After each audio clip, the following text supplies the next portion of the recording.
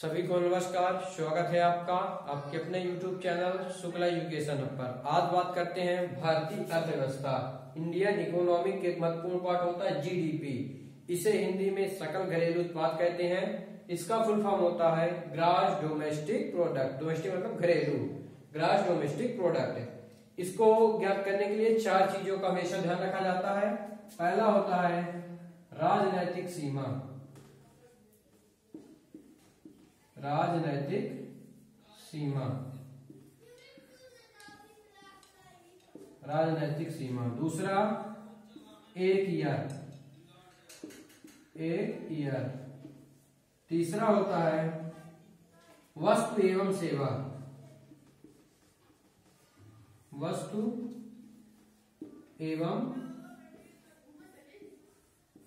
एवं सेवा। तथा चौथा होता है अंतिम मूल्य।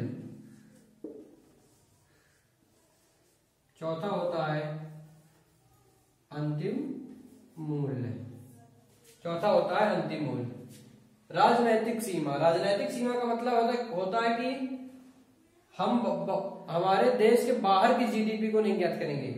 सपोज दैट ये इंडिया है, इससे बाहर की जीडीपी नहीं। यहाँ चीन है, बांग्लादेश, पाकिस्तान, यहाँ की जीडीपी, यहाँ कुछ भी हो रहा है हमसे मतलब नहीं है। जो देश के अंदर हो रहा है, ट्रांसपोर्ट एक्सपोर्ट कुछ भी हो रहा है, उसको राजनीतिक सीमा के अंतर्गत मतलब उसके अंदर की जीडीपी को ज्ञात करेंगे, ना कि देश के बाहर की सीमा को। एक ईयर, यहाँ जीडीपी में एक वर्ष की जीडीपी ज्ञात की जाती है, पूरा एक साल का ज्ञात किया जाता है। वस्तु एवं सेवा।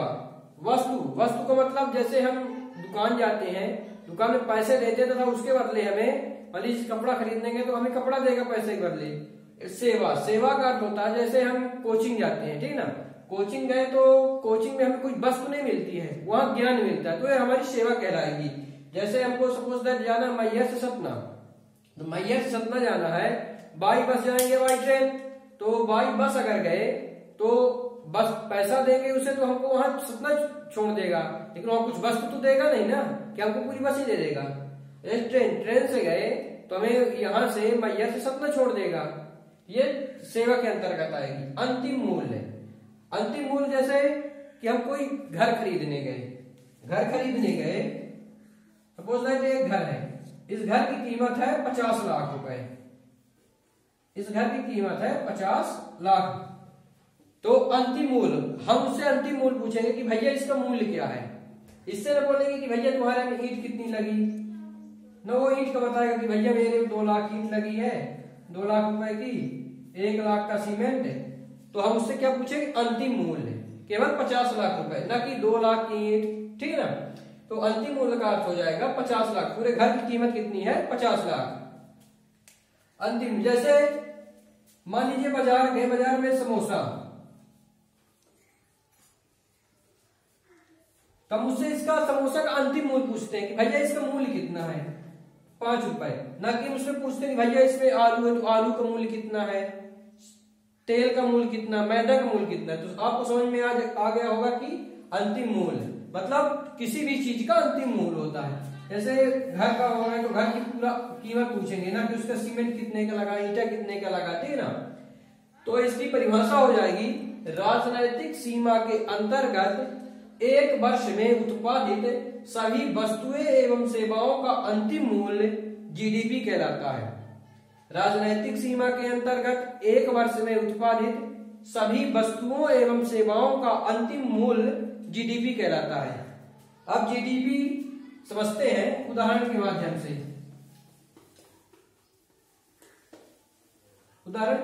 समझते हैं जीडीपी। एक तरफ लिख लेते हैं जीएनपी, जीडीपी, जीएनपी, सकल घरेलू उत्पाद। सकल घरेलू उत्पाद, सकल घरेलू उत्पाद। तो यहां सकल राष्ट्रीय उत्पाद,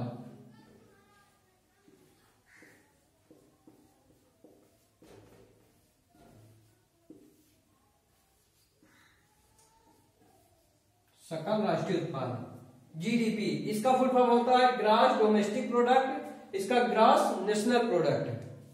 आप जीडीपी को समझते हैं, जीडीपी सपोज दैट ये अपना इंडिया है, ग्राफिकल रूप से समझते हैं कि अपना इंडिया है, इसमें दो कंपनियां हैं, एक हो गई टाटा भारत की हो गई कंपनी और दूसरी एलजी विदेश की कंपनी हो गई। माना कि टाटा 100 रुपए का माल बनाती है तथा एलजी कंपनी 50 रुपए का माल बनाती है। टाटा 100 रुपए का माल बनाती है तथा एलजी कंपनी 50 रुपए का माल बनाती है, तथा भारत का ही एक व्यक्ति मोहन, सपोज दैट मानते हैं मोहन इंग्लैंड गया तो वहां कितने रुपए पा रहा है, 10 रुपए कमा रहा है, 10 रुपए कमा रहा है। तो इसमें हम भारत के तो राजनीतिक सीमा के बाहर हो गया, मतलब अपने कंट्री के बाहर गया, तो इसको जीडीपी के अंतर्गत नहीं रखेंगे। तो इंडियन जीडीपी कितनी होगी, तो जीडीपी हो जाएगी 100 रुपए का माल टाटा कंपनी बना रही है तथा एलजी कंपनी बना रही है 50 रुपए का, तो भारत की जीडीपी हो जाएगी कितनी, 150 रुपए। भारत की जीडीपी हो जाएगी 150 रुपए। अब जीएनपी, सकल राष्ट्रीय उत्पाद, gross national product, gross national production. अब इसको समझते हैं, जीडीपी सकल राष्ट्रीय उत्पाद, जीएनपी,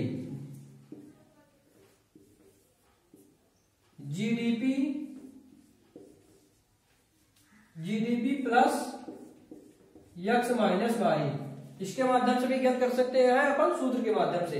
यक्स हम या इसे मोहन को यक्स मानते हैं तथा एलजी को वाई मानते हैं। इसमें हम सकल राष्ट्रीय उत्पाद में विदेशी कंपनियों को नहीं जोड़ेंगे, अपने मतलब अपने क्षेत्र के, अपने देश के। जैसे टाटा, पूरी जीडीपी कितनी हुई अपनी, जीडीपी आई अपनी 150 रुपए,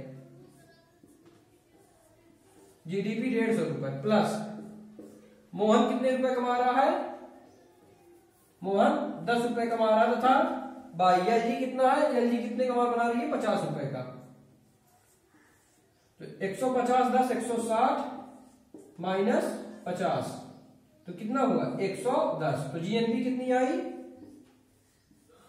110। इससे हम डायरेक्ट भी ज्ञात कर सकते हैं टाटा कितने का 100 रुपए का टाटा माल बना रही है टाटा कंपनी, तथा मोहन कितना 10 रुपए कमा रहा है, तो यहां जीएनपी कितनी हुई 110। इसमें हम विदेशों की आय को नहीं जोड़ते, विदेशी कंपनियों को नहीं जोड़ते हैं। विदेशी आय तो होगी, मतलब मोहन गए तो विदेश से, तो उसको ऐड करें, तो जीएनपी कितनी हुई 100 प्लस 110 रुपए होगी। अब आपके मन में विचार आया होगा कि सर जीडीपी और जीएनपी बराबर कब हो सकती है, तो बताना चाहता हूं कि क्लोज्ड इकोनॉमिक मतलब बंद अर्थव्यवस्था में जब आयात निर्यात बंद हो जाता है तब जीडीपी और जीएनपी बराबर हो सकती है। जैसे यहाँ एलजी 50 रुपए है, या कि मोहन भी यहाँ 50 रुपए कमाया, तो अब क्या होगा जीडीपी और एनपी अपनी बराबर हो जाएंगी। अब समझते हैं एनडीपी तथा एनएनपी क्या होता है।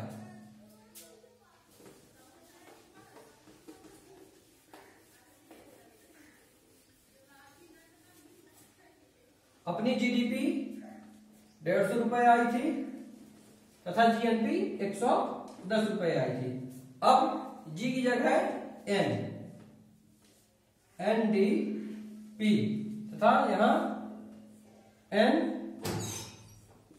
एनएनपी, नेट डोमेस्टिक प्रोडक्ट तथा नेट नेशनल प्रोडक्ट। एनएनपी का फुल फॉर्म हो जाएगा नेट नेशनल प्रोडक्ट। अब एनडीपी को समझते हैं। माना दोनों कंपनी जो थी अपनी टाटा और एलजी, तो एक 100 का सामान बना रही थी 100 माल, और एक 50 रुपए का माल बना रही थी। इसमें मानते हैं कि दोनों में से 10 रुपए का सामान खराब हो गया, 10 रुपए का सामान खराब हो गया, तो एनडीपी में जीडीपी माइनस डी, कितने रुपए का सामान खराब हुआ 10 रुपए का। जीडीपी अपनी 150 रुपए आई थी तथा सामान खराब हुआ 10 रुपए का, तो अपनी हुई एनडीपी, अपनी एनडीपी 140 रुपए। अपनी एनडीपी हुई 140 रुपए। अब ऐसे जीएनपी सॉरी एनएनपी, एनएनपी में अब देखेंगे कि 10 रुपए का सामान खराब हुआ, लेकिन इसमें टाटा कंपनी का 8 रुपए का सामान खराब हुआ होगा तथा इसका 2 रुपए का, तभी तो 10 हुआ ना। तो इसमें एनएनपी में मूलहास, तो एनएनपी बराबर जीएनपी माइनस